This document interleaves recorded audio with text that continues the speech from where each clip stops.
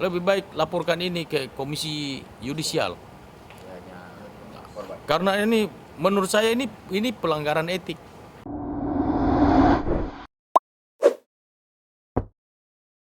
Kalau menurut saya begini, saya nggak tahu apakah bukti-bukti yang diajukan di pengadilan itu sudah cukup atau tidak. Apakah itu menjadi pertimbangan hakim sehingga membebaskan orang ini. Tetapi kalau sudah sampai kepada titik pembunuhan, saya baru juga mendengar beritanya. Tetapi satu hal yang saya mau sampaikan bahwa ini sesuatu yang putusannya perlu dieksaminasi. Saya anjurkan kepada Rekan-rekan, PH-nya dia, lebih baik laporkan ini ke Komisi Yudisial. Karena ini menurut saya ini pelanggaran etik. Jadi saya anjurkan kepada penasihat hukum daripada almarhum si korban ini, lapor aja ke Komisi Yudisial supaya hakimnya diperiksa. Saya lihat bahwa kan bukti-bukti yang Polda miliki sudah cukup sehingga waktu dinaikkan ke kejaksaan, ya kan? Kejaksaan merasa bahwa cukup, makanya disidangkan di P21, sidang kan, lanjut sidang.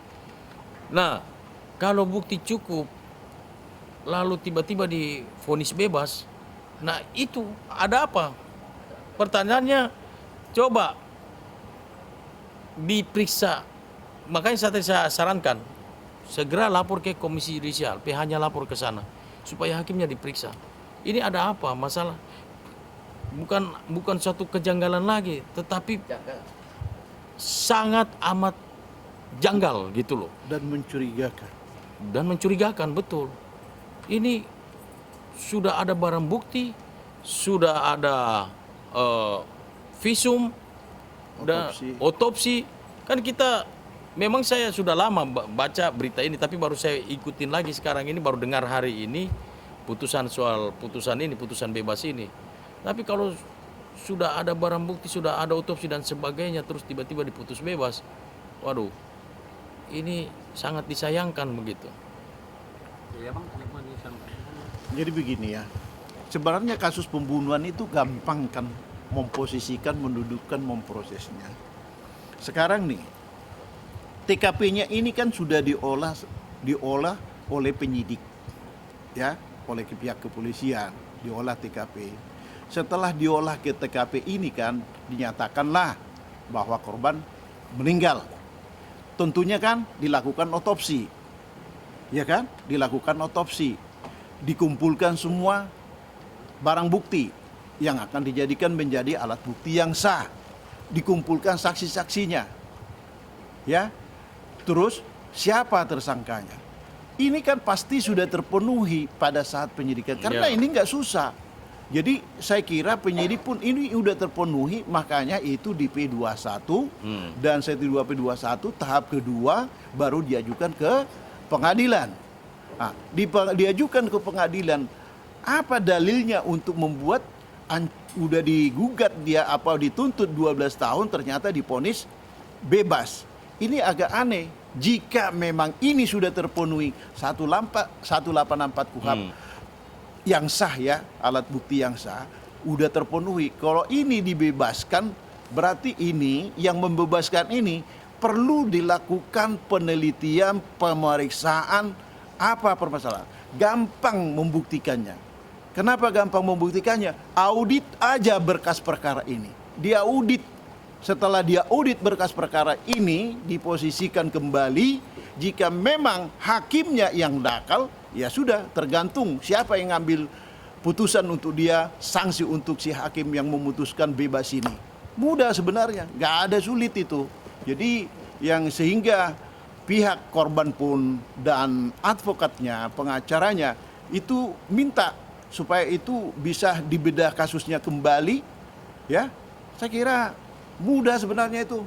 Jadi itu apa tadi yang dibilang Bang Liko, dilaporkan ke pengawas KY, ya. Setelah dilaporkan sana nanti dibedah kasusnya, diproses, ya, ditemukan bahwa ini adalah kealpaan dari hakim, ya dia mendapatkan sanksi seberat-beratnya. Ini soal nyawa manusia. Nyawa manusia masalahnya.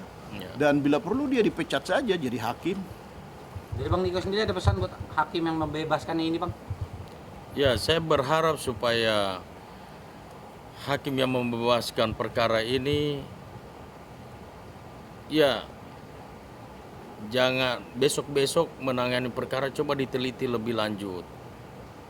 Kalau sudah ada bukti yang cukup, sudah ada visum dokter, sudah memenuhi alat bukti yang sah sesuai dengan KUHP 184, janganlah sampai salah memutus perkara. Karena apa? Ingat bahwa kita ini boleh investasi di bumi, tapi kita harus investasi surga juga. Ini menyangkut nyawa manusia, jangan main-main. Hukum tabur tuai pasti berlaku. Apa yang kamu tabur itu yang kamu tuai. Kamu tabur kebaikan akan menuai kebaikan. Kamu tabur kejahatan, kamu akan tuai kejahatan. Kamu menabur badai, akan tuai badai. Jadi itu saja yang saya ingin sampaikan.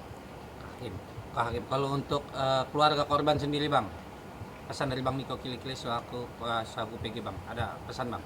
Kalau untuk keluarga korban tetaplah berbesar hati, banyak berdoa, dan saya berharap lanjutkan ini ke Komisi Yudisial. Harus diperiksa ini hakimnya nih. Ini karena itu kan kita tahu bahwa barang bukti sudah cukup, semuanya sudah cukup yang tadi sudah dilakukan oleh panjang lebar oleh rekan saya. Tapi tiba-tiba vonis bebas itu, waduh, kasihan ya. Dan kami sampaikan kepada keluarga korban, kami tim kuasa hukum PEGI siap membantu apabila saudara membutuhkan. Betul. Ya.